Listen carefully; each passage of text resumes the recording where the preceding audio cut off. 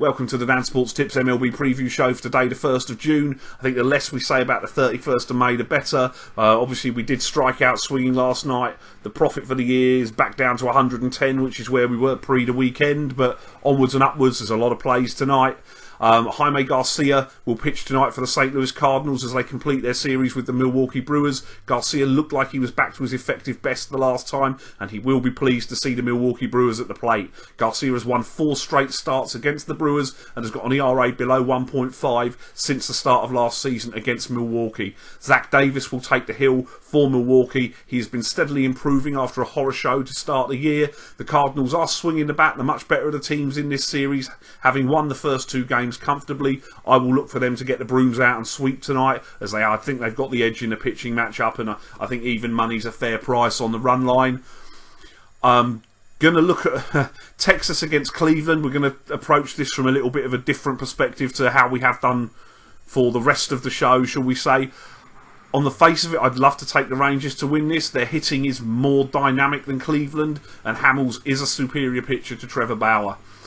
I'm worried that the Hamels disaster last time may have some lingering effects, however.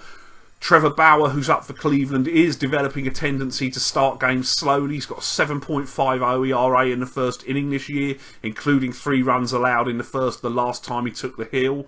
So I'm going to look at a spread bet with Sporting Index.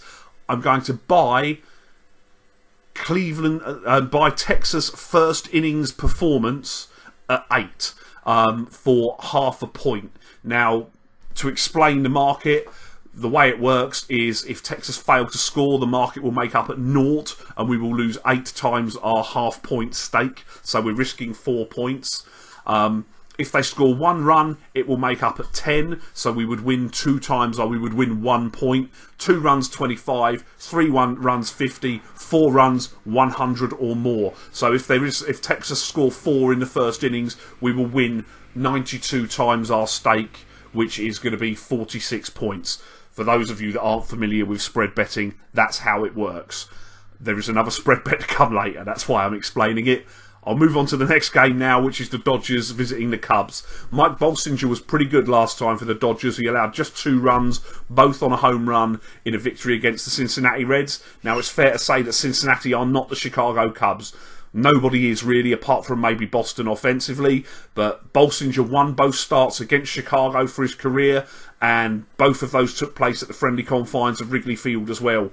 John Lester is pitching really well at the moment, but he has got used to tasting defeat against the Dodgers. He was poor against them last year, tasting defeat on both occasions he faced them. And you just wonder, after getting shut down by Scott Kazmir last night, if the Cubs offense is just starting another down period. Maybe they're stuck in a rut again. Either way, the price on the Dodgers to win this game on the money line is nonsense, and we will be playing the Dodgers to win the game. Kansas City against the Tampa Bay Rays. Chris Archer is up tonight for Tampa. He's another one who's had issues in the first. He's got an ERA approaching 11 for the first inning this season. You'll see the spread bet in a minute. The Royals have been streaking and scoring runs like the champs that they were last year after scuffling at the plate for the first month of the season. In the last start against the Royals that he made, which was last year, Chris Archer allowed 9 runs in 6 innings. He's been pitching poorly all year with a 4.62 ERA to this point, and he's allowed 12 home runs. Danny Duffy opposes for the Royals. Now, he fell apart against the White Sox with a 5-run 6th inning, having pitched much better earlier in the game. He's done fairly well since joining the rotation from the pen. They're slowly increasing his workload, building him up to be a starter. The Rays have struggled recently. They do have a number of hitters that fare well against left-handers, and Tampa have hit a lot of home runs this year, more than certainly a lot of people were expecting. Therefore, I think the total run line of 7.5 looks low, so I'm going to play the over on that, and I'm also going to buy Kansas City's first inning performance. That's also at 8 with Sporting Index for half a unit as well. The final game I want to look at today is at Coors Field. It's Colorado and Cincinnati. I think it's safe to say after 17 runs last night that the Colorado bats are hitting the ball fairly well at the moment.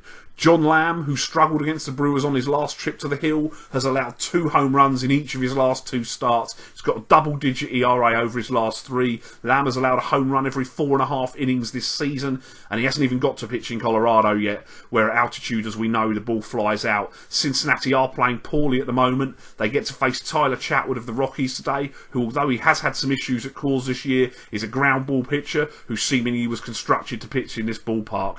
He's allowed just 6 home runs in 30 innings at Coors, none in starts away from Coors. I'd certainly be looking for the Rockies to chase Lamb early and get at the awful Reds relief pitching as well. I see no reason why they won't score a lot of runs to back up the 17 they scored yesterday. Chatwood did not allow a single run on his last start at Coors Field against the Giants, who are a much better offense than Cincinnati. As such, I'm expecting a comfortable Colorado win today. I'm going to play them run line, and I'm going to buy some runs as well. Best of luck if you are having a play today. Play ball.